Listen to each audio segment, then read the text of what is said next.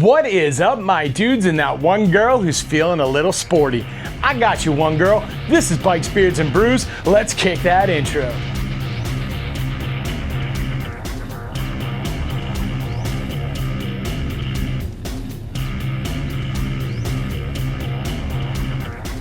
Hey guys, welcome back to the channel. Before we kick this one off, make sure you like, comment, subscribe, hit that bell notification.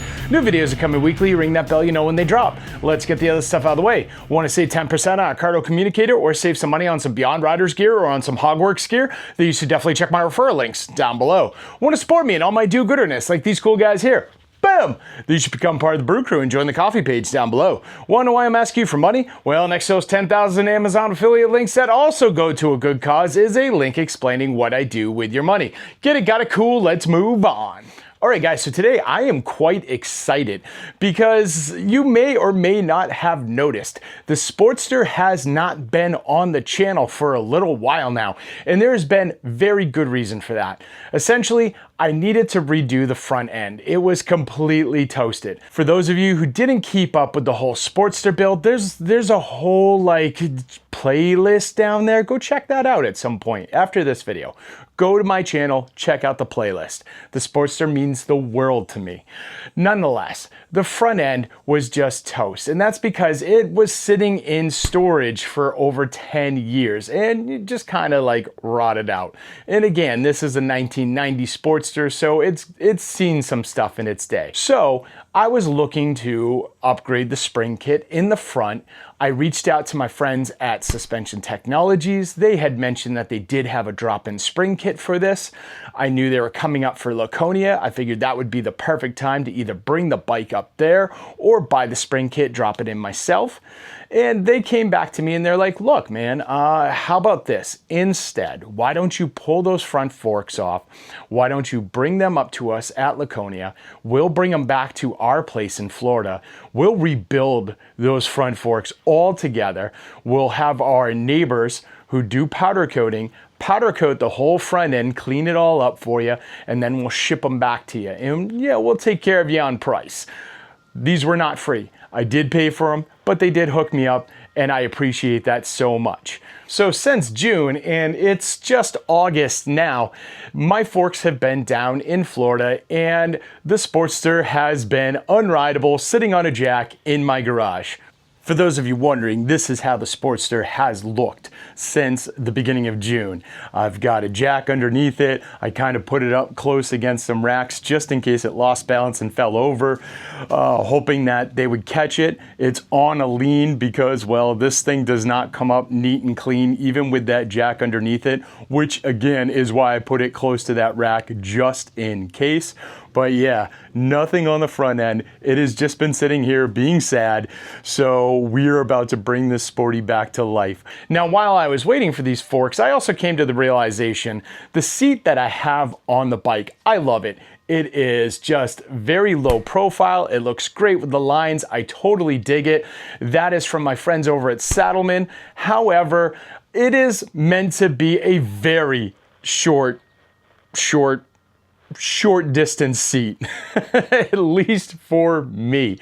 So I wanted something a little bit more comfy, and I wanted something that looked a little bit closer to what I took off of the bike originally, which was more of a king and queen sort of seat without the huge high back on it. And I went and I checked out Saddlemen's site, and lo and behold, they did have a seat very close to what I originally had on that bike when I pulled it out of the storage container. So I hit up Saddlemen. I was like, hey, can we do something about this? And they sent me that seat. So we are going to be putting the forks back on the front of the Sportster. We're going to be popping on the new seat, and then we're going to be checking it all out. Hopefully the bike starts up, it's ready to go. Maybe take it out for a little quick test ride, see how things feel. But hang with me, let's get this done. All right, guys, so here are the front forks. I have not opened this box yet. I have not seen what these look like yet. Steve over at Suspension Technologies a few weeks ago did send me a quick picture, and I took a look. I didn't zoom in, I didn't do any of that stuff. Just, want to take a look at them, see the powder coating and all that fun stuff. But this is the first time you and we're gonna see these together. I'm excited. Let's get into this box. Now, I'll see if I can find a picture. I'll pop it right here, show you what the forks look like before. Essentially, they were like raw aluminum because this did start life as a 1990 Sportster 883. And the big difference was there was a lot of raw aluminum on here. They didn't like black things out or chrome up everything. Ed, the owner previous to me, put a lot of this chrome stuff on there, and when I rebuilt it and did some of the changes, I swapped out some of the chrome that couldn't be saved with newer chrome, trying to keep that same sort of look and feel alive there. So yeah, these were initially raw aluminum, and they had seen better days. They were weathered, they were pitted, they were beat up. Now originally I wanted to powder coat them to the same purple that's on the rear springs. Thankfully, Suspension Technologies suggested I think about that for a little bit, and I did and decided against it. So these are gonna be powder coated black. Ho, ho, ho. Let's get that out. Look at that. That is my rebuilt fork with all the Suspension Technologies goodness inside of it. This nice black powder coating on there. Oh, these look good. Hold on, hold on. Surprise, surprise. There's two of them. Oh man, they're a little moist, but I think that's just because of the temperature outside and whatnot. But oh man, these look so good. This is night and day. This really is like what I sent out versus what they sent me back. This is beautiful. This is just another reason why I absolutely love Suspension Technologies. They take so much pride in what they do. All right, let's get these on the bike, and let's get this bike back to being two wheels, because let's be honest, I have no idea how to ride a unicycle. All right, so I was kind of paying attention when I took this bike apart. I'm pretty sure I can get it back together. It's fine, it's fine. Essentially, there are two clamps on each side. These forks are gonna slide right into that. We're gonna torque it down. We've got a couple different things that have to go back on, like the brake caliper, the speedo gauge, and the directionals that, well, I never really use. But aside from that, it should be pretty smooth and painless. So with that in mind, I really need to just stop saying stuff like that, because that's how horrible things happen. Did you watch the videos where I went down to Tazewell this year, making fun of Jerry and his gas tank, and then I ran out of gas? Like, yeah, I'm just setting myself up for doom at this point in time, aren't I? All right, so there is a left and a right on these forks, and that's because there's only a single brake caliper, so I have to make sure that this one goes on the right.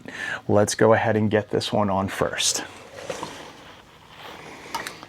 I don't want to torque these down just yet because I'm not sure if I'm going to have to move them or whatnot, so I'm going to err on the side of caution for once. But that was really easy. So let's go ahead and get the other one on. The other thing you have to be aware of why there's a left and right is because the fender actually bolts right into this. So you want your clamp here, your bolt holes, to be on the inside of the fork. Otherwise, you're gonna have a bad day when you try and put that fender back on. It just looks so cool already, and I don't even have it back together yet.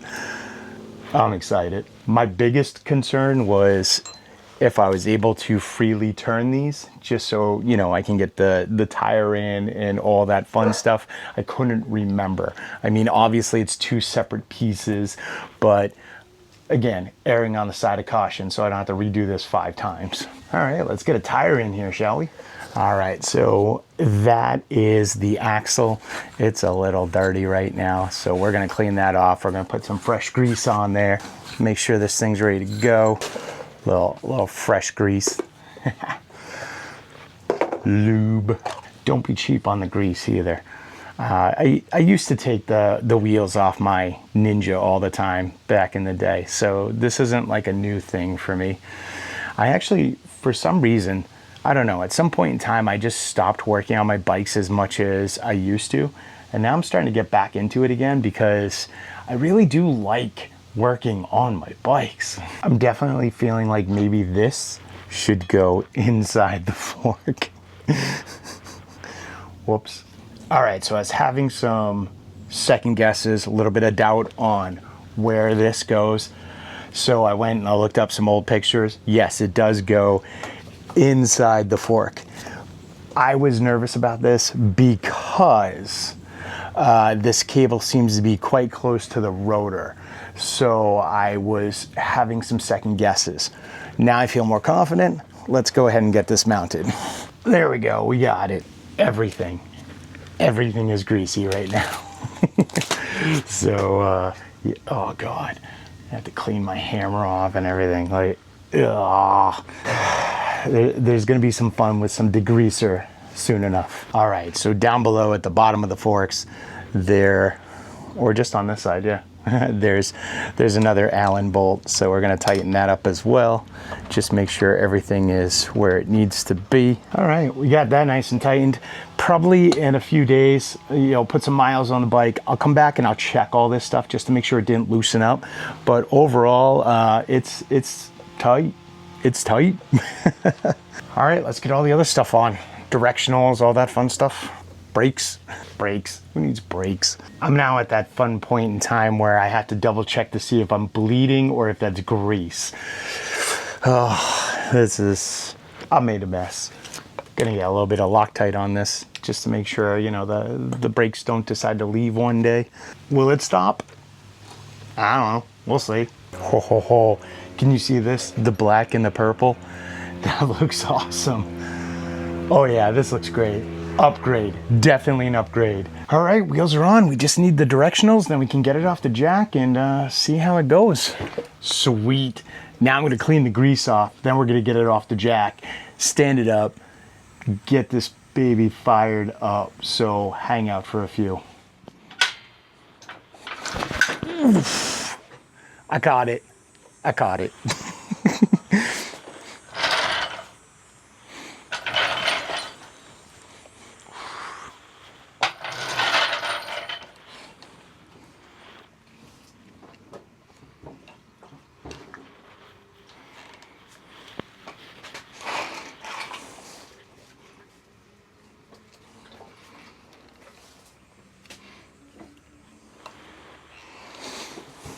Loosen that brake up a little bit.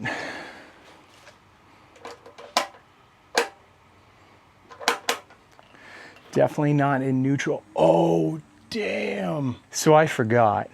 When I parked this, for some reason, it was stuck in first gear. So there's still going to be a whole other issue I've got to deal with on this. I think it's just an adjustment on this rod down here because I did move to forward controls. Let's check that out and see if we can figure that out real quick. So yeah, one of the last days I tried to take this out for a ride before I parked it. It was stuck in first gear and I could not get it out. This is all aftermarket because I have the front forward controls going on, and these were a nightmare. I had the hardest time. I could not figure it out, and I ended up bringing it down to Boyd's, and they had to do some wizardry, and you know, they actually fabricated some stuff to get this to work correctly. So yeah, I'm guessing it's going to be something along this lines. Let me make sure.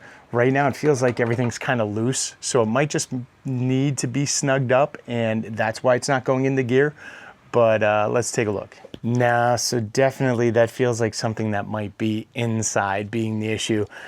Clutch it's feeling a little tight, and I'm hearing some noise inside. So I'm gonna have to check that out, but yeah, nothing is moving. So I'm guessing something inside isn't where it's supposed to be.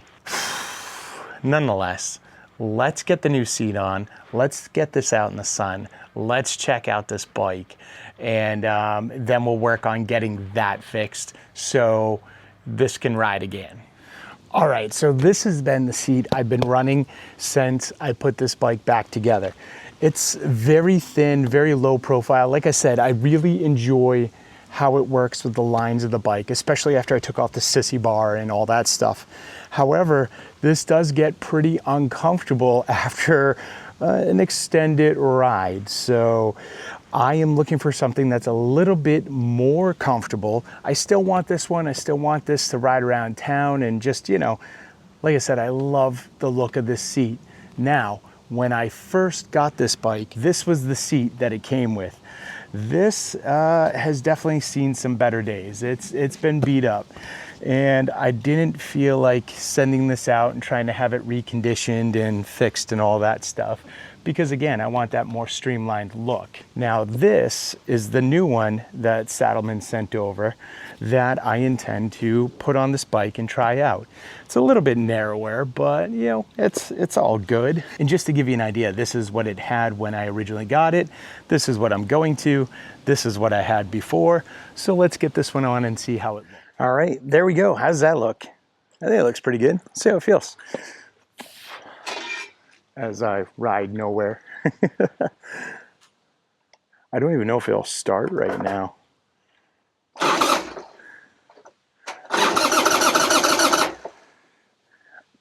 I don't want to start it. It is literally in gear and I can't take it out of gear. This thing will shoot forward if it does start. Like you just saw it kind of buck forward each time. Yeah, we're not doing that. All right, guys, that's what I've got. What do you got? Do you like the look of the new seat? Do you like the look of that front end?